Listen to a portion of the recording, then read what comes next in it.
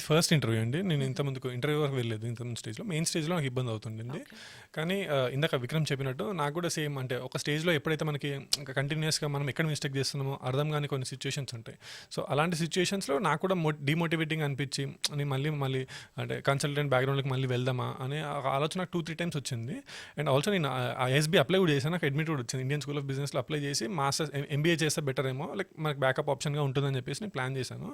అలా ప్లాన్ చేసి అటు అడ్మిట్ అదంతా తెచ్చుకొని పెట్టుకున్నాను బ్యాకప్ ఆప్షన్. ఒకవేళ మనకి ఇప్పుడు యూపీఎస్సీలో మళ్ళీ అవ్వకపోతే అటు అటు వెళ్ళడానికి మనకి మాస్టర్స్ కానీ ఎంబీఏ కానీ చేయడానికి ఉంటుందని చెప్పేసి రెడీగా పెట్టుకున్నాను.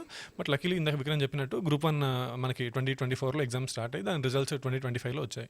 సో, ఆ గ్రూప్ 1లో ఇద్దరికి కూడా మళ్ళీ అంటే తనకి అసిస్టెంట్ ఎక్సైజ్ సూపరింటెండెంట్ వచ్చినట్టు నాకు ఎంపీడీఓగా నాకు ఇద్దరికి గ్రూప్ 1లో జాబ్ వచ్చింది. సో, అది ఒక మంచి సాలిడ్ ప్లాన్ బి ఉంది కాబట్టి కొంచెం మనకి ఈ అటెంప్ట్ అనేది కొంచెం పీస్ఫుల్గా అంటే ఒక జాబ్ సెక్యూరిటీ అంటే కొంచెం మనకి ఇది యూపీఎస్సీ అవ్వకపోయినా మనకి అదర్ గ్రూప్ 1 సర్వీసెస్ జాబ్ ఒకటి ఉందని చెప్పేసి అదొక మంచి బూస్టర్ లాగా వచ్చింది. కరెక్ట్ టైంకి వచ్చి మనకి గ్రూప్ 1 జాబ్ రావడం కూడా ఒక మోరల్ బూస్టర్. సో దట్ మనం ఇంకా మళ్ళీ వెళ్ళి సాఫ్ట్వేర్ జాబ్ చేయాల్సిన అవసరం లేదు. మనకి ఒకవేళ యూపీఎస్సీ రాకపోయినా గ్రూప్ 1లో ఒక మంచి గవర్నమెంట్ జాబ్ ఉంటుందని చెప్పేసి అది ఉండడం అనేది చాలా హెల్ప్